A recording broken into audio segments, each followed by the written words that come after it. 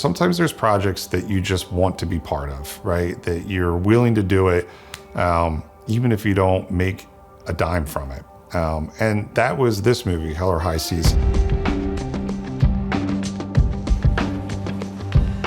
I'm a producer. I make kind of a variety of different things. I've done documentary films, I make television shows.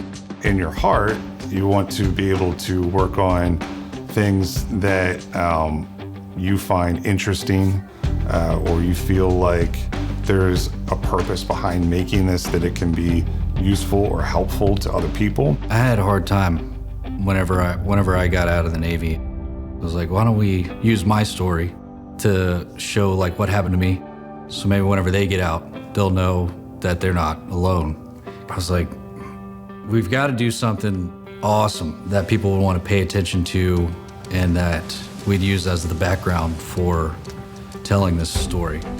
In my mind, the only things you can do in the world that I think that stand out, you know, that everybody can kind of register is Mount Everest and Cape Horn. You know, at least coming from the Navy, everybody knows what Cape Horn is. I'm a sailor, so Cape Horn was the natural fit. It was like, well, maybe if we filmed, we could turn this into a documentary one day, maybe. But right now, we're gonna focus on making videos about our trip to Cape Horn and talk about why we're down there. We were reaching out to, you name it, every single production company in the world. And I know nothing about production companies. And like, from what Shane tells me now, he was like, this is incredible. Why can't we help them tell this story? He wanted to use his talents to help other people. He's got a lot of veterans in his family as well, so he got it. Like many documentaries, I think you don't really, you think you know what the story is going to be, but it changes. It was a combination of many different elements to help create the story. They had terabytes of footage from us filming on the boat, and I do not envy them for having to make that into something. To this day, I don't know how they did it. We really tried to make a concerted effort to make it entertaining by injecting some of these really dramatic things that they go through along the way. And sometimes that was really hard to do, because when those things happened to them, they typically weren't filming. There's a lot of moments of sheer terror and chaos that didn't make the film, just trying to keep the boat above water. So it was like, okay, how are we going to visually show this? We created these animation sequences that we intentionally left a little bit abstract. And the idea was, you know, that we thought, okay, let's let the audience fill in what it might look like or might have been.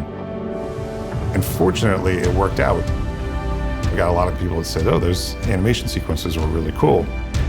Shane's made me fall in love with film. You gotta orchestrate all these fine little moments to come together for something beautiful.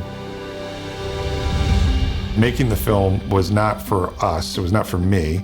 The idea was that it would be useful to others. To reach the guys sitting on the couch by themselves, hurting.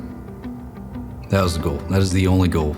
Taylor's idea was to start this foundation, which is called Skeleton Crew Adventures. They go out on these excursions on a boat. It gives you a chance to just like breathe, and you can see the benefits for people very quickly. We sail year round. I think total now, since the inception of Skeleton Crew, we've sailed over 3,200 veterans. I think last year we sailed over 500 people.